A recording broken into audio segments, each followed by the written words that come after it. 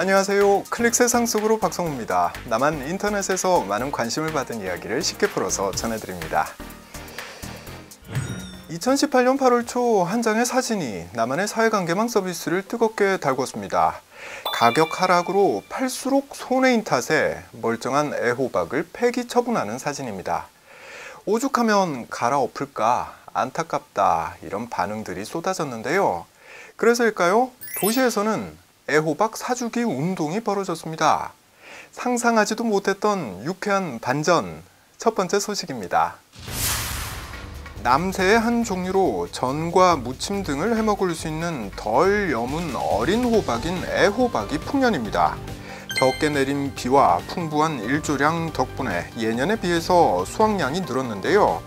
풍년은 분명히 좋은 소식입니다만 안타깝게도 산지 가격은 20개들이 한 상자에 1,000원대까지 떨어졌습니다. 70% 넘게 폭락한 겁니다. 이에 농민들은 포장값도 안 나온다며 힘들여 키운 애호박을 지디겨야 했던 거죠. 그런데 자식처럼 키운 농산물을 폐기하는 농민들이 늘어나고 있다는 소식이 전해지면서 강원도의 우체국이 버려지는 애호박 판매에 나섰습니다.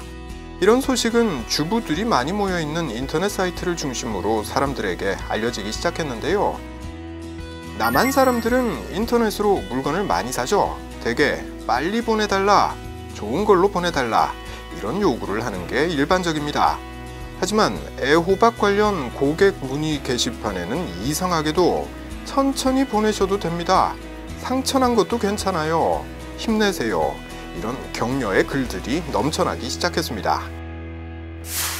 요즘은 식구가 적어서 호박을 대량으로 한 상자씩 이렇게 사는 경우는 거의 없는데요. 남한 사람들은 왜 애호박 사기 운동에 동참했을까요? 인터넷 반응을 한번 살펴보겠습니다. 애호박을 한 번에 20개 이렇게 사는 건 아무리 싸다고 해도 부담스러운 일이죠. 그거 감수하고서라도 도와주고 싶으니까 사는 거죠. 이런 이야기고요. 또 오이가 9개 1,000원이더라고요. 진짜 농사 짓는 분들에게 미안할 정도였습니다. 이렇게 폐기해야 할 정도라면 모두 도왔으면 좋겠어서 동참하게 됐습니다. 이런 내용입니다. 인터넷으로 애호박을 산 사람들은 상품 후기와 요리법을 공유하며 다른 사람들에게도 구매를 권유했고 더욱 많은 사람의 마음이 움직였습니다. 그 때문에 일부 인터넷 사이트에서는 애호박이 품절되기도 했는데요. 판매자 역시 이런 고객들의 응원에 감사의 말을 전하며 댓글을 달고 있습니다. 이번 일을 계기로 농민들은 농산물의 유통 과정의 개선이 필요하다고 말합니다. 유통 과정이 다단계로 이루어지면서 생산 농가가 농산물을 파는 가격이 소비자가 이를 사는 가격보다 턱없이 낮기 때문입니다. 예를 들어 가격 폭락 전에 농민은 애호박 한 상자를 팔아서 5,000원의 이익을 얻었습니다. 반면에 도매업자나 소매업자 같은 중간 상인들이 운송료 등을 이유로 9,000원가량의 이윤을 가져갔고요. 결국 소비자들은 5,000원짜리 애호박을 14,000원에 사게 된 겁니다.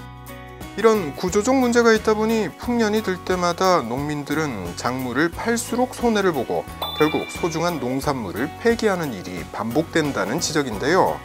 그래서 전국의 지방자치단체들은 농산물 유통구조 개선 대책을 정부에 요구하는 동시에 농산물 출하량을 사전에 조절하기 위한 공동 대응 체계를 구축한다는 방침을 세웠습니다.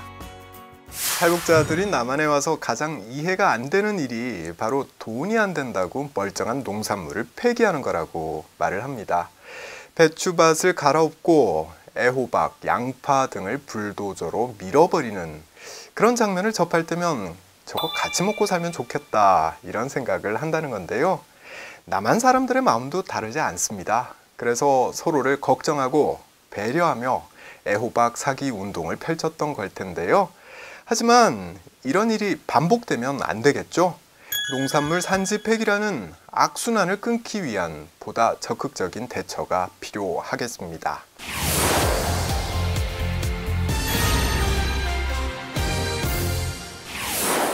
남쪽의 청와대는 지난 8월 3일 사회관계망 서비스를 통해서 문재인 대통령이 휴가 기간에 읽은 책 3권을 공개했는데요. 그 직후에 해당 책들의 판매량이 4배 이상 급증할 정도로 높은 관심을 받았습니다. 이에 관련 출판사들은 로또를 맞은 것처럼 당황스럽고 기쁘다 이렇게 표현하기도 했는데요. 남한에서 이렇게 대통령의 독서가 화제가 되는 이유는 무엇일까요?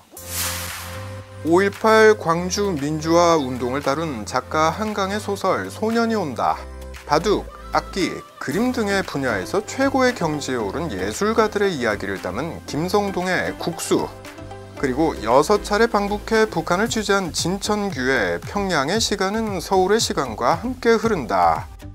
이 책들을 문재인 대통령이 2018년 여름 휴가 동안 읽었습니다. 근현대사 문제와 북한의 현재 모습을 화두로 삼은 이 3권의 책은 나란히 베스트셀러에 이름을 올렸는데요. 사실 그동안 역대 대통령이 읽거나 언급한 책들은 세간의 주목을 많이 받았습니다.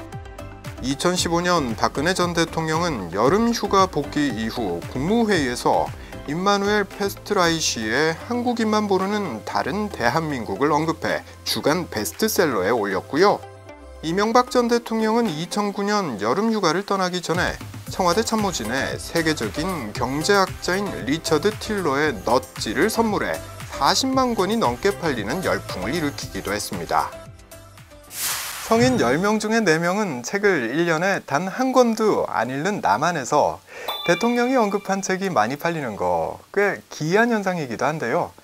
대통령의 독서에 관심이 쏟아지는 이유는 뭘까요? 사회관계망 서비스에서 그 답을 한번 찾아보겠습니다.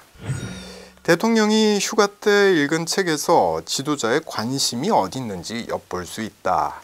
네, 그러니까 대통령의 독서 목록은 단순한 책이 아니라 향후 전국 구상이나 정책 방향을 보여주는 일종의 정치적인 행위다 이렇게 보는 사람들이 적지 않습니다.